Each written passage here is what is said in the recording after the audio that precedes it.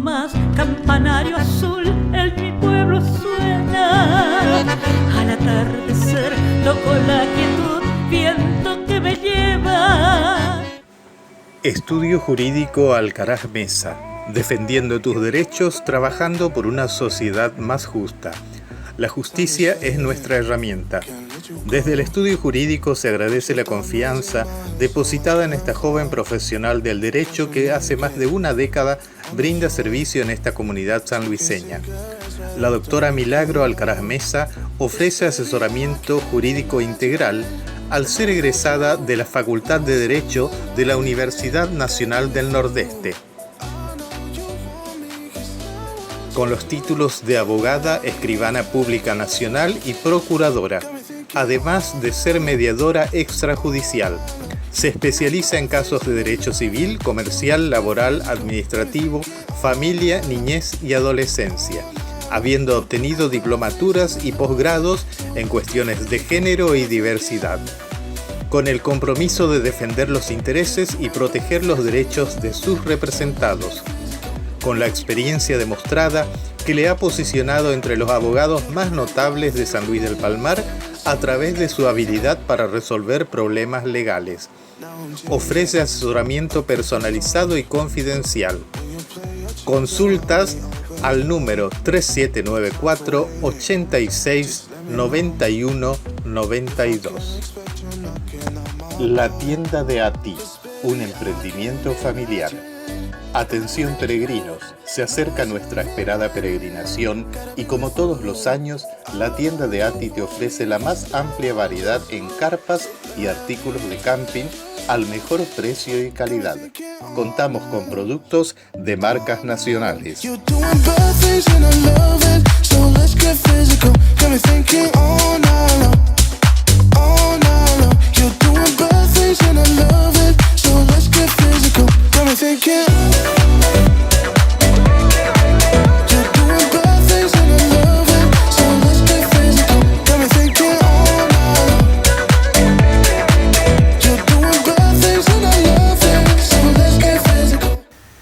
Elizabeth Rabanedo, gracias por recibirnos en tu casa y bueno, decimos en todas las entrevistas un viaje imaginario en el tiempo, San Luis el de ayer. Le contamos porque mucha gente no sabe que no sos sanluiseña de nacimiento, pero viniste muy chiquitita y te criaste acá. Buenas tardes. Buenas tardes, Ariel, ¿cómo estás? Es cierto, soy sanluiseña por adopción. Yo nací en el pueblo de San Roque, el pueblo que fue capital de la provincia de Corrientes en la guerra de la Triple Herencia. Tiene mucha historia el pueblo de San Roque. Y vinimos a San Luis del Palmar porque mi papá vino acá con unos amigos que instalaron una arrocera en San Luis. Y bueno, ya acá nos quedamos y seguimos hasta hoy. Así que soy sanluiseña, pero cuando ando por ahí tengo que aclarar esto porque mis compueblanos sanroqueños me reclaman la aclaración del hecho. No sé si seré buena hija o qué, por qué me piden, pero cuando digo soy sanluiseña, inmediatamente por ahí algunos, si están cerca, ya me aclaran que soy sanroqueña. Sos de San Roque. Sí. Tiene historia San Roque y es cierto lo que vos decías, fue capital de la provincia por un rato. Por un rato, unos días, durante la guerra de la Triple Alianza. Está la casa histórica, la casa donde vivió Ferré. Están, una de esas casas después perteneció a un tío político mío, pero están todos y son monumentos nacionales. Elizabeth, ¿qué recordás del San Luis del ayer? Cuando eras pequeña, ¿qué recuerdos tenés? ¿Cómo era el pueblo, por ejemplo? Mira, cuando yo llegué, el pueblo era de calles polvorientas, como decimos, porque era de tierra. La mayor parte de las calles eran de tierra. Recuerdo la plaza, los naranjales, pero cuyas naranjas no se podían tomar porque eran las naranjas agrias. Recuerdo la escuela a su alrededor, viste que siempre está todo lo que sea el centro cívico, que no es la escuela normal que hoy conocemos, sino la antigua escuela normal que tenía una entrada, donde es hoy la San Martín, pero también tenía una por la calle Rivadavia, la escuela. Y recuerdo que por la mañana íbamos los alumnos del departamento de aplicación que pertenecíamos a la Escuela Normal Martín Miguel de Güemes, y a la tarde iba a la escuela 106, número 106, que en realidad ellos eran los propietarios, los antiguos propietarios de la escuela, pero con el tiempo quedó para la escuela, para el departamento de aplicación. Y en el 79, durante el proceso militar, cambia toda la estructura de la escuela, y yo recuerdo, como era una niña y a veces uno mide las consecuencias, le dije en el 79 al gobernador de turno, pero nos trajo en una cárcel, porque esto parece una cárcel como está encerrado, porque después se hicieron las 2 entradas. Eso llevó a que yo me recibiera en el viejo hospital, que hoy es el hospital psiquiátrico, que entonces era el Eugenio F. Ramírez. Ahí terminé yo mi 5.º año. Así que te imaginas que iba de un sector al otro sector del pueblo para terminar la escuela secundaria. ¿Por qué terminaron ahí? Y porque estaba en construcción la escuela normal. Y entonces daban clases ahí. Todos tuvimos que ser trasladados al viejo hospital, porque el hospital que funcionaba ahí se trasladó al nuevo hospital, que es el que funciona ahora. Todos coinciden, Elizabeth, en que la vida social de pueblo se daba en torno a la iglesia y la plaza, claro, porque era un pueblo chico y después ya no tenía mayores actividades fuera de eso, ¿no? Claro, era la iglesia. Yo recuerdo que cuando vine el sacerdote era el padre Ortiz, y yo fui hice la comunión y confirmación estando él. Era el sacerdote que a las 3 de la tarde tocaba la campana, y todos los alumnos de catequesis estaban en la plaza esperando, porque se abría la puerta, salía el padre Ortiz con Muchachito, su perro, y ahí de un lado la fila de mujeres, de otro la de varones, y entrábamos a dar la catequesis. Y ya cuando entrábamos estaba el pizarrón con todas las preguntas, y él nos iba enseñando. El mismo padre Ortiz El era el mismo catequista. padre Ortiz era el catequista, efectivamente. Sí, sí.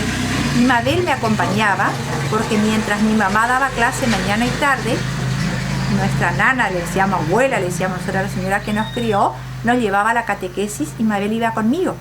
Eso hizo que un día el padre Ortiz le cargara y le preguntó, y fíjate vos que comenzó preguntándole los 10 mandamientos, y Mabel se puso de pie y le recitó todo. Después los sacramentos y después otras preguntas, y sabía. Y ahí le dijo al padre Ortiz, me dijo, decirle a tu mamá que quiero hablar con ella. Le dijo que Mabel estaba en condiciones, tomó antes de edad la comunión conmigo. Tomamos juntas las dos. Pero porque escuchaba. Porque escuchaba, porque como éramos de las 2 nenas acá, mi abuelita, mi nana Teria nos llevaba a la iglesia, y ella escuchaba, y escuchando aprendió todo. Entonces las dos recibimos. Y ahora viste que hay todo como un uniforme, que todos los chicos van igual, pero antes teníamos todo un vestido vaporoso para la comunión, las nenas, y entonces mi mamá en menos de una semana tuvo que prepararle también a Mabel el mismo traje, porque nos vestía al estilo melliza, que con el tiempo Mabel se rebeló y dijo, no, yo quiero tener tuvo su impronta, viste, mi propia ropa no quiero tener igual a la de Elizabeth. Te digo, Elizabeth, hasta el día de hoy hay algunas personas que creen que son mellizas, justamente vos y Mabel, tu hermana, sin embargo no es así. No, tenemos 2 años, 8 meses de diferencia, al igual que sus hijos que se llevan 2 años, 8 meses, y hasta la voz dicen algunos que tenemos hasta muy parecida. Y algunos nos confunden, cuando nos ven juntas se dan cuenta que no somos la misma persona. Pero si estamos separadas, sí, nos preguntan porque dicen que somos muy parecidas. Elizabeth, en ese tiempo ir a la misa era toda una ceremonia también, más aún siendo alumnos de la catequesis, seguramente el domingo era fundamental la asistencia a misa de mañana, ¿no? Sí, por la mañana, yo recuerdo teníamos la misa, creo que era a las 9, y no tenía la estructura que tiene ahora la iglesia, sino tenía como en Itatí, como un cordoncito donde todos nos arrodillábamos para comulgar. Y bueno, yo me iba criando con esas personas grandes, la señora Cora, la señorita Juaní, la señora Doña Modesta, qué sé yo, la señorita Victoria, todas personas grandes, viste, que tocaban el órgano. La señorita Morales, que era infaltable y tenía su propia silla y lugar en la iglesia, tu familia, o sea, la gente mayor de antes. Por eso yo cuando a partir de los 15 años, yo sola me río, porque hasta hoy la gente me dice señora, Y yo de los 15 años ya tuve el título de señora, porque siempre fue señora Elizabeth, señora Elizabeth. Y bueno, me quedé con ese título desde los 15 años. ¿Cómo era una fiesta patronal de la época? ¿Qué recuerdos tenés? Yo, bueno, eran los 9 días de novenas. Todos queríamos dar nuestro aporte en la colecta porque nos regalaban una estampita. Me acuerdo de Simeona, que era una de las que salía con la colecta, que decimos ahora. Ese dato negrita, no lo tenía, por ejemplo. Claro, Negrita, la actual secretaria, y no me acuerdo otras tantas, ¿viste? Y porque éramos muchos los que íbamos a la iglesia, porque la iglesia, después los bailes, diferentes lugares que había lugares donde cada uno tenía su lugar para ir. Y bueno, en la iglesia, en las novenas, uno ponía en la colecta su aporte y recibía una estampita de las imágenes, y bueno, uno contentísimo porque quería tener su estampita. Y era el apoyo al sostenimiento de la iglesia. A esa edad no sabíamos que era para eso, pero como niños queríamos tener nuestra estampita. Yo recuerdo, seguramente en la época también existía, en tiempos de novena patronal, que cada llamado de campana tiraban una bomba. Y como yo tenía miedo al estruendo, ya sabía que sonaba la campana y automáticamente venía una bomba de estruendo detrás. Y era el modo de marcar que estábamos de fiesta, ¿no? De novena. Eso hasta no hace mucho. Claro, por pedido de los papás de los niñitos autistas y de los animales, de los perritos, y que de un tiempo a esta parte, claro, ya no se tira la bomba. Claro, están leyes y ordenanzas que obviamente nosotros también nos adherimos a esa. Cuando yo era concejal, nos adherimos a esa ley, obviamente pensando en la salud de los niños y de los animales.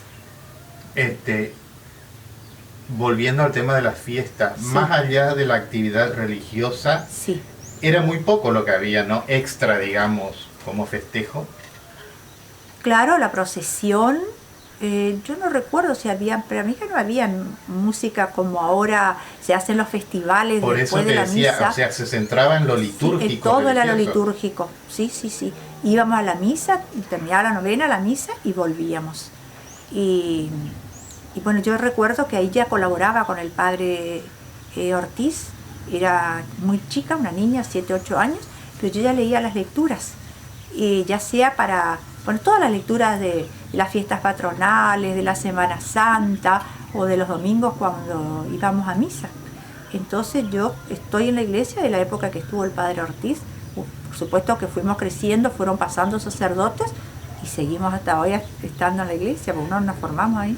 Yo te recuerdo, por ejemplo, leyendo la lista de los mayordomos, pero ya te estoy trayendo mucho más acá en el tiempo, con el padre Oscar, en la década del 90 con el padre Oscar Barrios, pero siempre estuviste ligada a alguna actividad de la iglesia, ¿no? ¿Integraste algún movimiento? Claro, yo fui un tiempo catequista de confirmación. Ajá. Después, cuando fue el Congreso Eucarístico, que fue una de las congresistas, cuando teníamos como diácono a Chichito, como fruto de ese congreso se formó el equipo de liturgia. Y bueno, ahí durante 10 años, la señora Mari, la señora Puruncha y yo fuimos las responsables de redactar los guiones para todas las misas.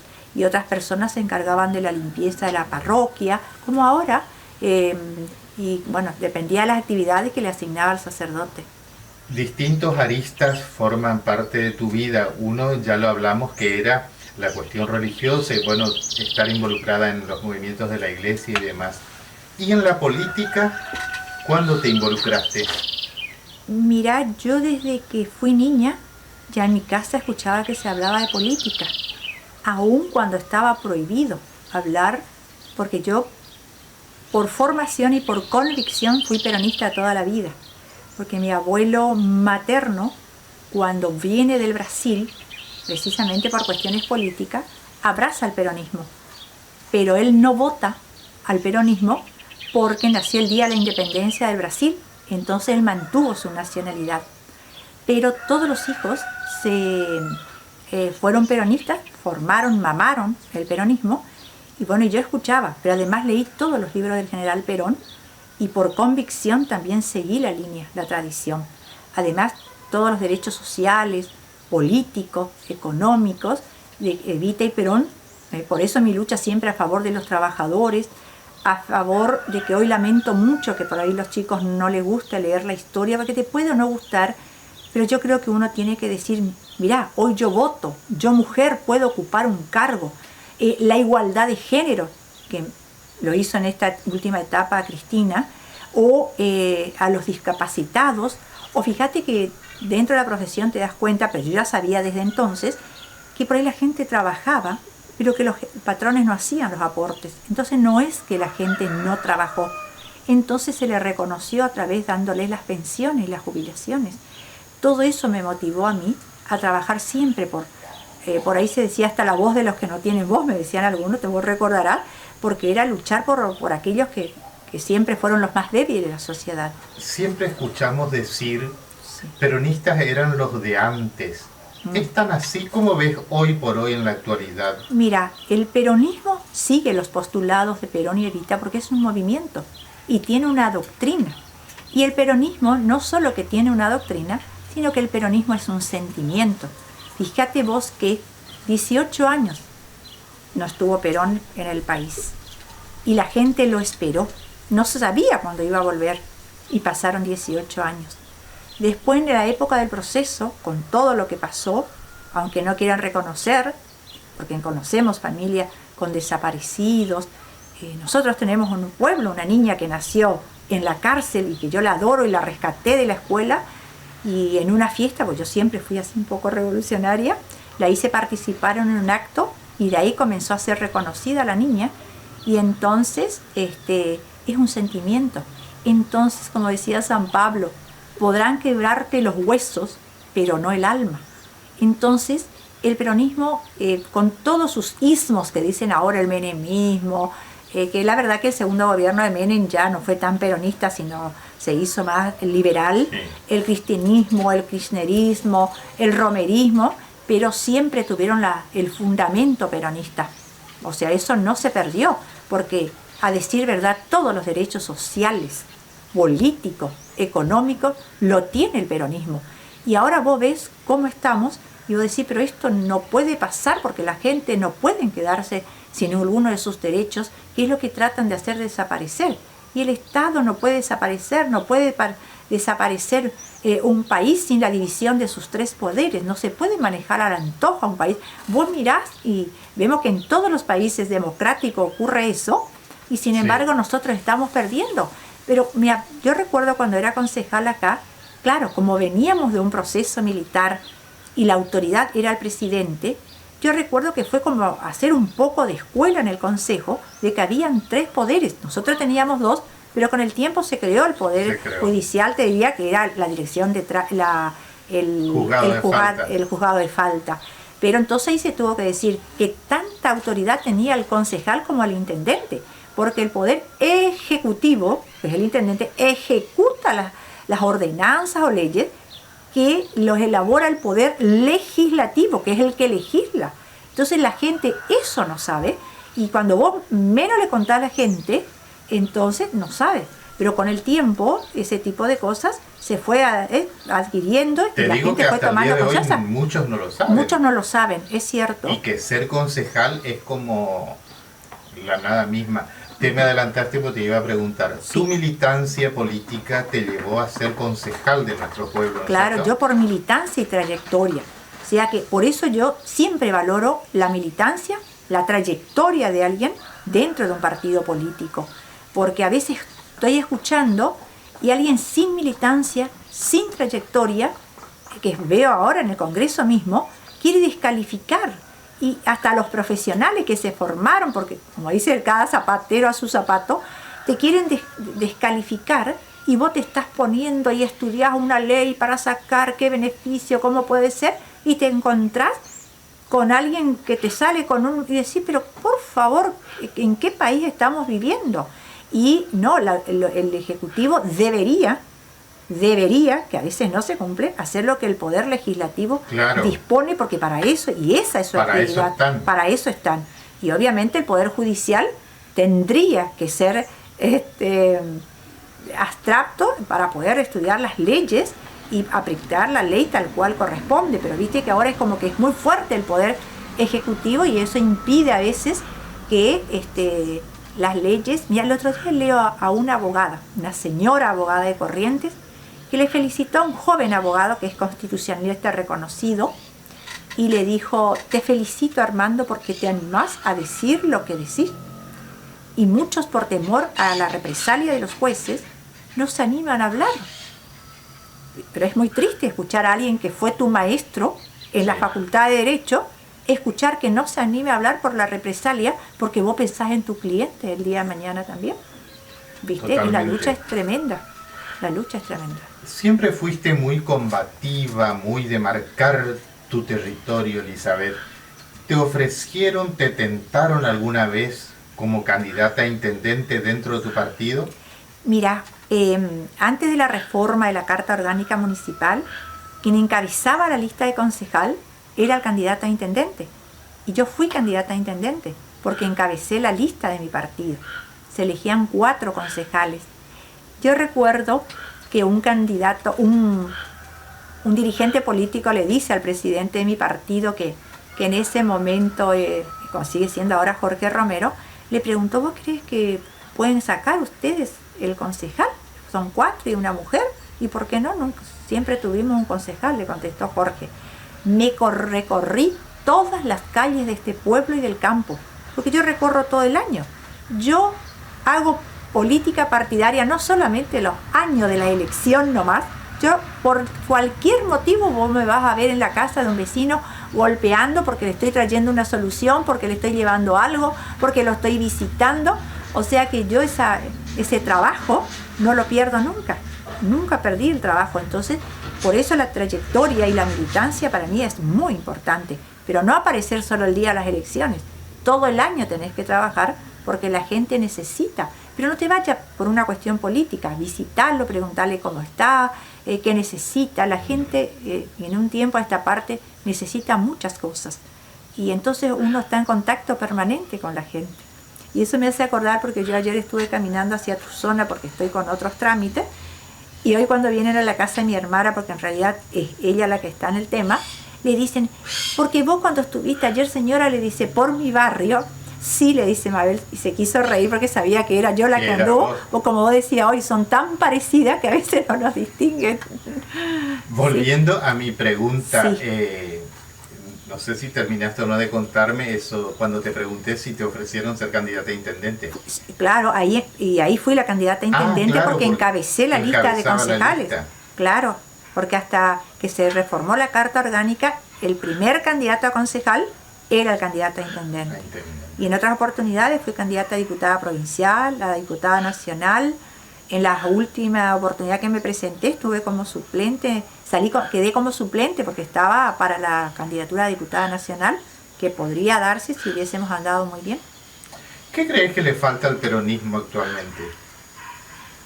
El local más que nada. El peronismo local, mira, yo no veo a los compañeros trabajando. A veces es muy fácil, cuando estás ocupando un cargo, hacer política, pero desde el llano no es tan fácil. Y los compañeros desde el llano aún, por eso el peronismo no muere ni en San Luis ni en el país, porque aún desde el llano el peronismo sigue haciendo campaña todo el año. La gente viene y te visita, le falta un remedio, un trámite judicial, llevarlo a Corrientes, verlo en el hospital, hablar con un médico, ir a la justicia. Todo el año el peronismo trabaja, silencioso, porque nunca hizo cartel de las cosas que hace. En mi caso, aprendí esto que me quedó la iglesia, que tu mano derecha no sepa lo que hace tu mano izquierda. Pero una vez un sacerdote me dijo: no, Elizabeth, que tu mano derecha sepa lo que haces, porque después otro saluda con sombrero ajeno. Me dijo un sacerdote. Le dije: y sí, padre, tiene razón. Pero el peronismo por eso siempre está vigente. Y fíjate que aún en las últimas elecciones, partido a partido, el peronismo fue el que mayor votos sacó. Solito sacamos 4.000 votos. Partido a partido. Los otros fueron todos juntos y creo que llegaron a 7.000 y algo. Pero el peronismo solo partido a partido. Siempre ganó. se habla eso, ¿no? Del piso de votos que tiene el peronismo a nivel local, Así que es. lo mantiene, más Sí. allá de las vicisitudes del momento, Sí. siempre mantiene su piso electoral. Totalmente, es así. Porque todo el año se trabaja por la gente. Con la gente de la zona rural, no solamente del pueblo. Entonces ellos saben y vienen a buscar a sus referentes, porque el peronismo sabe que el compañero, el dirigente, de alguna manera le va a dar respuesta, le va a dar solución a su problema. Entonces ellos vienen buscando siempre. Y el peronista va a buscar a su autoridad peronista o a aquel que sabe que le va a responder. Muy difícil que por ahí, aunque se vaya por ahí con otro partido, pero el sentimiento no pierde. Y más tarde o temprano te pone el voto. Te pone el voto. El peronismo no pierde su caudal electoral. Elizabeth, vos fuiste concejal en la década del 90. 91-95. ¿Cuáles eran los temas que ocupaban la agenda de ese momento? ¿Los principales o los que te acuerdes? Mira, ahí fue tratar de hacer docencia, como te dije, de cuáles eran las actividades, o sea, qué rol cumplía cada uno dentro del consejo. Nosotros sesionábamos en el mismo Palacio Municipal, sí, por la tarde, porque no teníamos como ahora el consejo. Bueno, yo recuerdo que ya presentaba proyectos con visión de futuro. Fíjate, yo había presentado diferentes proyectos. Todas las veces que teníamos sesiones yo iba con un proyecto diferente. Que a veces me cuestionaban mi proyecto, porque yo les decía, yo no vengo a tomar café, yo llevaba mi proyecto. Y bueno, los primeros proyectos, los proyectos que presentaba, en una de esas fue que puse ya de poner semáforos, porque yo me daba cuenta que el pueblo necesitaba, porque empezó a crecer el parque automotor. Y cuando pasó el tiempo, recuerdo que Vicente Romero me dijo, Elizabeth, estuvimos mirando tus proyectos y te hicimos, me dice, pusimos los semáforos, porque fue cierto, porque es lo que faltaba, me dice, y ahí cumplimos con un pedido que vos, porque algunos decían, pero ¿cuándo? Porque tú siempre nos tuvieron como pueblo nomás, y yo veía que el pueblo ya crecía, y que con el tiempo podíamos ser una ciudad. Nos falta todavía porque tenemos como un sentimiento de pueblo, pero fuimos creciendo. Vos recorrés San Luis del Palmar y creció muchísimo. Totalmente. Volviendo a esa época, no me viene a la memoria otra mujer en el consejo que no seas vos. Mira, conmigo estuvieron la señorita Sofía Cristaldo. Ella estuvo 2 años conmigo, entró por el Partido Liberal. Estuvo la señora Florita Aguirre, Florita, porque al fallecer Castresana, ella hizo los 2 últimos años del mandato de él. Pero en el 73 la señora Nélida Sandoval, la señora Nela, que así la conocían, que fue maestra de la escuela 812, ella fue concejal del San Luis del Palmar. Se hablaba en ese tiempo de... Está claro, que sí, dentro de la provincia fui una de las concejales, decían que era la concejal más joven que tenía la provincia como mujer.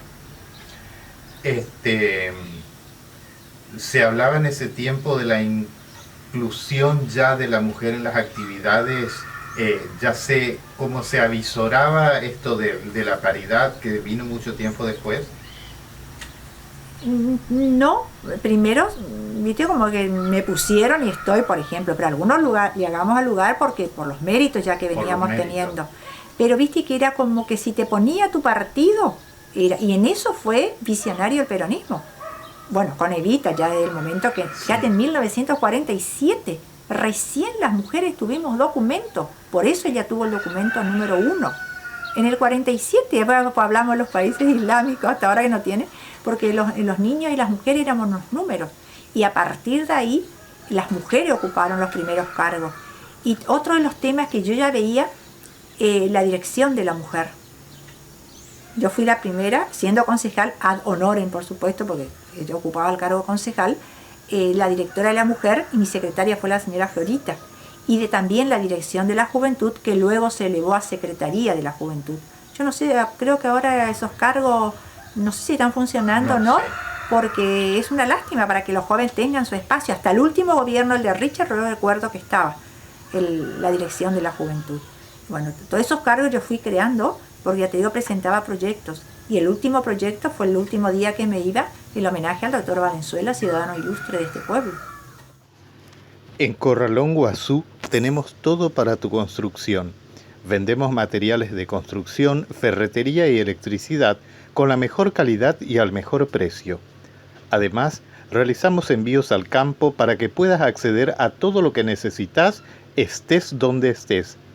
Con atención personalizada y asesoría experta, Corralón Guazú es tu aliado en cada proyecto. Contáctanos hoy y no te quedes sin lo que necesitas. Comunicate a nuestro número de teléfono 3794 870602.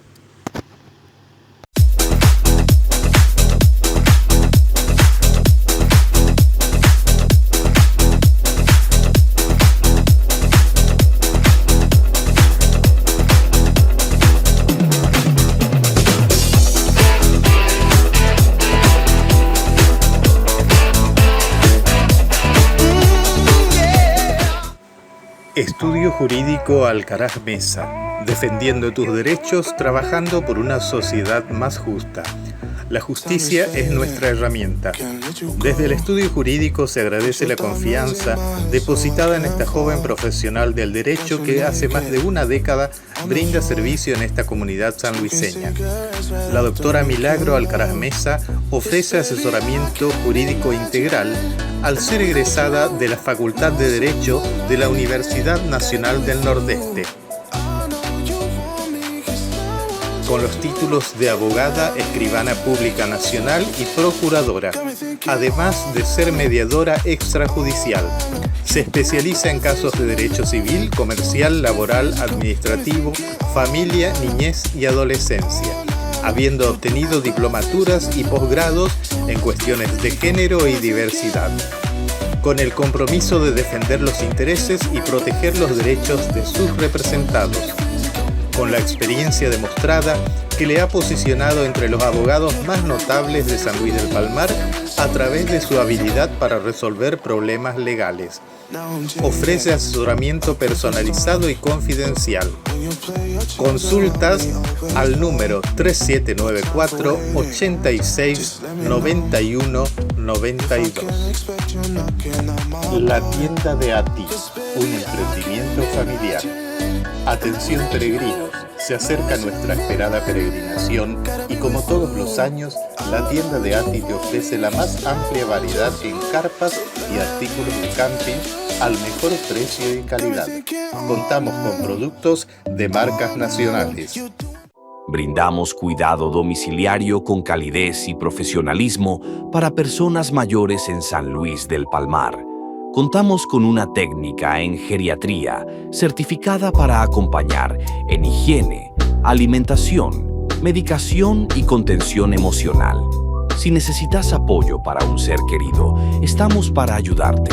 Llámanos o escríbenos al 3794-299556, porque cada adulto mayor merece respeto, atención y cariño.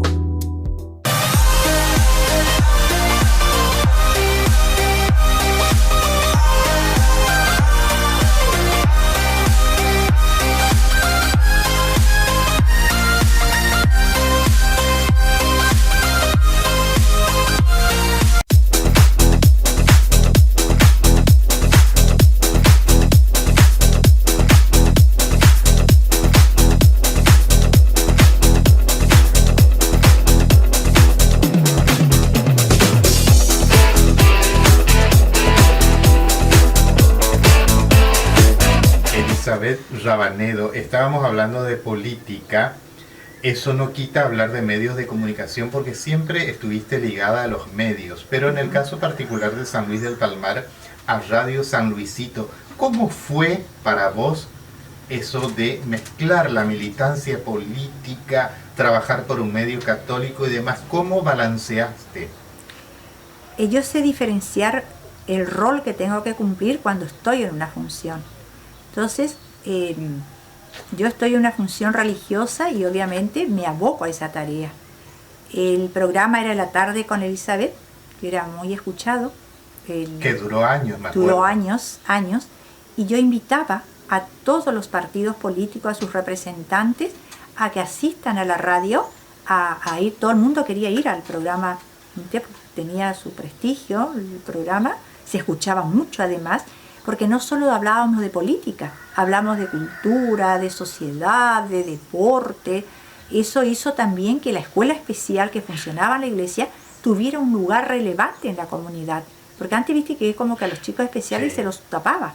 Sin embargo, yo los invitaba al programa porque también tuve la mañana con Elizabeth, pero fue un poco más de tiempo porque como estaba trabajando en la escuela como profesora, poco tiempo tenía para ese programa. Pero eso sirvió para que los chicos se civilizaran y compitieran, y de ahí ya comenzó hasta ese año, 9 de julio, desfilaron por primera vez. Estaba Teresita, formé parte de la cooperadora para formar esa escuela especial. Y en la radio lo llevábamos, y en la radio tocábamos todos los temas. Y entonces siempre con el respeto y dentro de los cánones de la Iglesia Católica. Entonces, no obstante, el padre Oscar, que estaba entonces, me permitía llevar, y yo escuchaba a todos, no cuestionaba a ninguno. Yo le decía, los que los llevaba directamente, y le decía a la audiencia que ellos después determinaran por los proyectos que tenían, por las ideas, por lo que expresaban, ellos eran los que iban a elegir. Pero yo los invitaba a todos los candidatos sin excepción, no los cuestionaba. No es que ahora yo escucho que te invitan a un programa y te tratan mal. No, yo los invito a un programa, sí, pero para ser bien tratado. Entonces por eso también la gente quería ir. Entonces contaban cuáles eran sus proyectos, sus ideas, qué partido político pertenecían, y ahí la gente se iba enterando quién eran los candidatos. Que algunos hasta tienen miedo de ir a los programas donde te preguntan porque no saben con lo que se van a encontrar, pero pasa esto justamente, que terminan siendo atacados, menospreciados en muchos casos por los mismos comunicadores. Exacto, y esa no es la función de un comunicador social. Vos tenés que invitarlo, y entonces por más que esté en otro programa, que a lo mejor, excepto por ahí si están siendo pagados por sus medios, para que por ahí las empresas a lo mejor le dice direccionar para acá el tema porque apoyamos a tal candidato, que eso se puede dar en los medios privados o demás, pero en esto no, porque era la iglesia. Y entonces se invitaba a todos, y yo los invitaba a todos sin excepción. Y bueno, después también algunos los sacábamos al aire. El operador estaba muy atento, o el operador recepcionaba, porque yo no quería que se sintiera incómodo el invitado. Recepcionaba la pregunta y me pasaba. O por ahí yo recibía en privado la pregunta y le anticipaba a ellos cuál era, y después entonces ellos podían responder, porque ellos eran invitados a decir lo que sentían y pensaban, pero yo no tenía por qué cuestionarlos ni tampoco hacerlos sentir incómodos. En 1997 creaste e hiciste nacer el Ateneo de Prensa. ¿Por qué? ¿Para qué? Precisamente para juntar a todos los medios del pueblo, porque comenzó a nacer San Luis con los medios. Viste que estuvo Arandú, que me invitó muchas veces a formar su programa, pero a mí el tiempo no me daba, pero sí era invitada a su programa con Arandú, el Ladislao Godoy. Y después vino, estaba Radio San Luisito, después vino la radio de Municipal, estaba la radio de Guillermo, la de Grigolato, la del doctor Grigolato. Entonces dijimos, ¿por qué no juntarnos nosotros? Y formamos el Ateneo de Prensa, que se llamaba Ateneo de Prensa San Luis del Palmar. Entonces ahí invitábamos, nos juntamos todos, y la función del Ateneo fue distinguir a todas las personas de la comunidad de San Luis del Palmar que nunca tuvieron un estímulo, y que muchos, y hacíamos el primer día de las fiestas patronales, y ahí muchos se enteraban qué valores tenía San Luis del Palmar, ya sea en el deporte, en la educación, como empresarios, como profesionales, como trabajadores del campo, el lugar que ocupaba la mujer, o sea, distintos rubros premiábamos. Y como estábamos distintos periodistas con distintas edades, decía, vos sabés que en el fútbol se destacó fulano, porque ahí estábamos Chango Molina Pérez, estaba Marito Gómez, Moncho Fernández, éramos muchos los que integrábamos. Y ahí íbamos a decir, y mira, si vos sabés que en educación tal persona, porque no hacíamos distinción de partidos políticos, ni religiosos, ni culturales, ni académicos, sino se premiaba a la gente por lo que dio por San Luis del Palmar. Y con nosotros muchísima gente se enteraron de con qué valores contaba este pueblo. Y los mismos protagonistas, los que eran premiados, decían, pero por favor, significó tanto. Le dice, ¿cómo no? Todo lo que diste por el fútbol, o todo lo que diste por la educación. Entonces, eso fue muy importante. muy visionario para la época, porque Totalmente. si lo pensás para hoy, vas a encontrarte con mucho más valores humanos y profesionales que en ese tiempo, porque lógicamente el pueblo creció, somos muchos, y algo muy visionario para la época. Totalmente, totalmente. Fue como nuevo. No, de algunos decían, pero mira, y teníamos como 2 horas de programa que tratábamos de hacer, porque venían después los bailes, las músicas, pero ya todos sabían que el primer día, y todos se iban porque querían ver quién eran los distinguidos, los premiados, y no podían hasta creer cuando recibían la invitación. Y se les nos daba un reconocimiento, obviamente, por esa, y algunos sé que tenían en sus paredes colgadas sus méritos, y sirvió para los hijos, porque a veces los hijos no sabían que los padres se habían distinguido por eso. Y algo también que no solamente político, bueno, ya te dije cultural, social, mi programa La Tarde con Elizabeth llevó por primera vez a un excombatiente de Malvinas a la radio. Viste que hablar de Malvinas era un tema difícil. Llevó tiempo Llevó también. tiempo. Y yo lo invité a Pastor. Pastor Romero fue el primero en ir al programa. Y lo supe llevar de tal manera, porque ellos mismos volvieron muy dolidos. Totalmente. Y te cuento que cuando ellos volvieron de Malvinas, las juventudes políticas que nos reuníamos en la iglesia catedral, lo recibimos en la plaza, con escenario y todo que se armó en la plaza Cabral, y estábamos presentes el justicialismo, el Partido Liberal, otros partidos, no así el Partido Autonomista ni Radical, no quisieron sumarse. Pero bueno, fue por primera vez ese encuentro para ellos. Y después lo traje de seguido 2 o 3 años, porque de a poquito iba hablando Pastor y la gente se iba enterando, y ella me decía con qué calidad, con qué calidez, con qué ternura, y le hacé las preguntas para que él también vaya soltando lo que tenía, vaya contando lo que vivieron, porque hoy parece lejos, y hay muchos jóvenes que hoy no saben que tenemos héroes entre nosotros. Y yo desde entonces los dije, estos son los héroes de este tiempo, que caminan por nuestras calles. Y de ahí el barrio Soberanía Nacional, ahí había un monolito, donde hoy está la Virgen Estela Mari, ahí había un monolito, que después se trasladó a la plaza principal, pero se llamaba, y el barrio lleva los nombres de los héroes de Malvinas. Y después sí, ya invité a otros más que fueron de Malvinas. Escuchándote me viene a la memoria que teníamos como que era el señor Pastor Romero, uno de los únicos excombatientes, pero pasaba por el hecho de que recién se los empezaba a conocer, y después aparecieron los demás, claro, que no eran conocidos, pero como vos estás contando que bueno, a él le hiciste hablar, qué sé yo, porque también costaba que hablara. Le costaba a ellos, y les costaba seguramente a ustedes los comunicadores remover esa historia para que la gente sepa y para que la gente se entere de lo que pasó. Porque él... ¿Y quiénes y cuántos eran? Claro, y eran muchos. Recordá que Corrientes fue la provincia que más héroes dejó en Malvinas. Sí. El regimiento 12, por ejemplo, fue poquísimo. Y bueno, y después de ahí está Pato, que le dicen todas las fuentes, el comisario. Él fue mi compañero en primaria, ¿viste? Y él hace unos años recién pudo hablar, y sus hijos, él dijo en un programa que yo lo escuché, mis hijos se están enterando por mí lo que fue Malvinas, porque hasta hace unos años más le costó hablar a muchos. Después a Ruiz Díaz, a Correa, y bueno, y así tantos otros, Sena, fueron, pero el que se animó a hablar fue Pastor. Yo creo que fue porque él tuvo un tratamiento psicológico pronto, ¿viste? Que pudo ir y que le sirvió mucho, pero era muy tranquilo. Te digo que yo lo llevé 2 o 3 años seguidos, y todas las veces me contaba algo nuevo, y de a poquito, pero tuve que tener mucho tacto para preguntarle.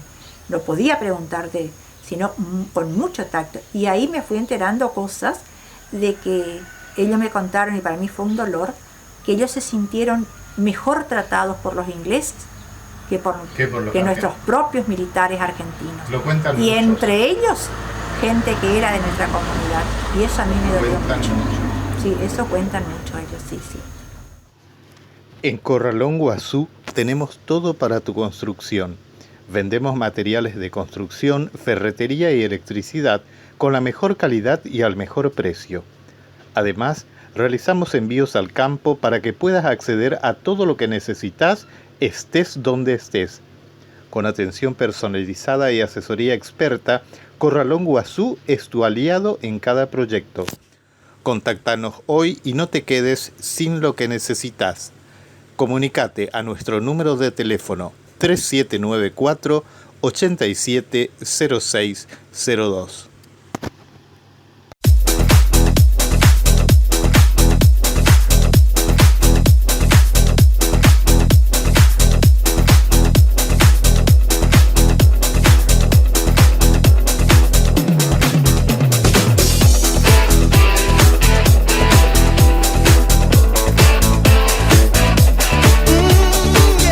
Estudio Jurídico Alcaraz Mesa, defendiendo tus derechos, trabajando por una sociedad más justa. La justicia es nuestra herramienta. Desde el estudio jurídico se agradece la confianza depositada en esta joven profesional del derecho que hace más de una década brinda servicio en esta comunidad sanluiseña. La doctora Milagro Alcaraz Mesa ofrece asesoramiento jurídico integral al ser egresada de la Facultad de Derecho de la Universidad Nacional del Nordeste, con los títulos de abogada, escribana pública nacional y procuradora, además de ser mediadora extrajudicial. Se especializa en casos de derecho civil, comercial, laboral, administrativo, familia, niñez y adolescencia, habiendo obtenido diplomaturas y posgrados en cuestiones de género y diversidad, con el compromiso de defender los intereses y proteger los derechos de sus representados, con la experiencia demostrada que le ha posicionado entre los abogados más notables de San Luis del Palmar a través de su habilidad para resolver problemas legales. Ofrece asesoramiento personalizado y confidencial. Consultas al número 3794 86 91 92. La tienda de Ati, un emprendimiento familiar. Atención peregrinos, se acerca nuestra esperada peregrinación y como todos los años, la tienda de Ati te ofrece la más amplia variedad en carpas y artículos de camping al mejor precio y calidad. Contamos con productos de marcas nacionales.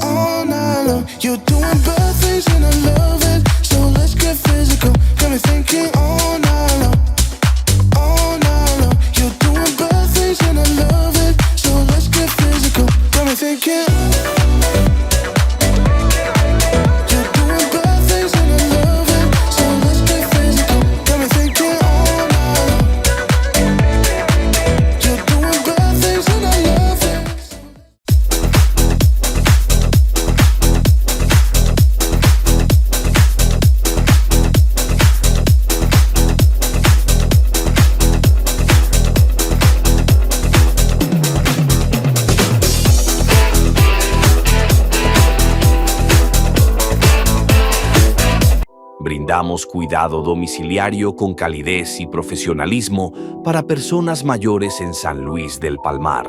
Contamos con una técnica en geriatría certificada para acompañar en higiene, alimentación, medicación y contención emocional. Si necesitas apoyo para un ser querido, estamos para ayudarte. Llámanos o escríbenos al 3794-299556, porque cada adulto mayor merece respeto, atención y cariño.